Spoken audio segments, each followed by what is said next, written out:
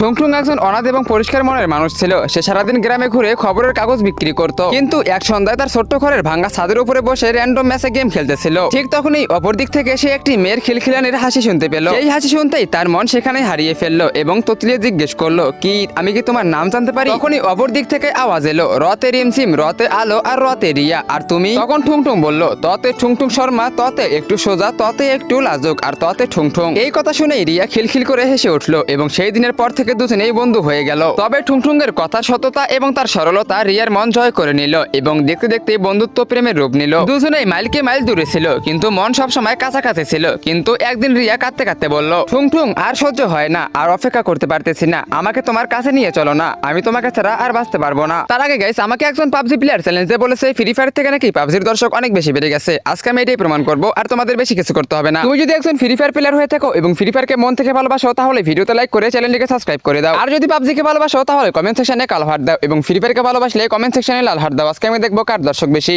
রিয়ার এই কথাগুলো ঠুংঠুংয়ের মনে সরাসরি গেঁথে গেল, কিন্তু ফোন রাখতে সে নিজের আসল পরিস্থিতি দেখতে পেল। তার না ছিল ভালো কোনো বাড়ি, না ছিল কোনো চাকরি। তখন সে প্রতিজ্ঞা করলো, আমি আমার রিয়াকে একদিন রানী বানিয়ে আনবো। আর সেই দিনের পর থেকে সে ভোর হওয়ার আগে খবরের কাগজ বিক্রি করার জন্য বেরিয়ে পড়তো এবং কোনো বিশ্রাম না নিয়ে গভীর রাত পর্যন্ত পরিশ্রম করত। কিন্তু দিন রাতের এই প্রচন্ড পরিশ্রমের প্রভাব তাদের সম্পর্কের উপর পড়তে লাগলো। এখন ঠুংঠুংয়ের কাছে রিয়ার সঙ্গে কথা বলার মতো একটুকু সময় থাকতো না। তাই রিয়ার মনে হতে লাগলো যে ঠুংঠুং তাকে এড়িয়ে চলতেছে। এরপর এক সন্ধ্যায় রিয়ার আগে ফোন করে বলল, তুমি বদলে গেছো ঠুংঠুং, তুমি আর আগের মতো একেবারেই নেই। অন্য ছেলেদের দেখো, তারা তাদের গার্লফ্রেন্ডকে কতটা সময় দেয়, আর তুমি তো আমার চাওয়াটার 1% না। জানি না কেন আজও আমি তোমাকে এত ভালোবাসি। এই কথা বলেই রিয়ার আগে ফোনটা কেটে দিল এবং ঠিক সেই মুহূর্তে ঠুংঠুংয়ের বুকটা ভেঙে চুরমার হয়ে গেল। ঠুংঠুং সেখানেই ভেঙে পড়ে নিজেকে প্রশ্ন করতে লাগলো, আমার ভুল কোথায় ছিল? আমি তো কেবল ওর স্বপ্নগুলোই সত্যি করতে চেয়েছিলাম, তবে কেন আমার সাথেই এমন হলো? সেই দিনের পর থেকে দুজনের কথাবার্তা বন্ধ হয়ে গেল। ঠুংঠুং ভিতর থেকে ভেঙে পড়েছিল, কারণ রিয়ার সেই কথাগুলো প্রতি মুহূর্তেই তার মন ও মস্তিষ্কে কাটার মতো বিঁধেছিল। তাই সে কাজ করা বন্ধ করে দিল, খাওয়া দাওয়া ছেড়ে দিল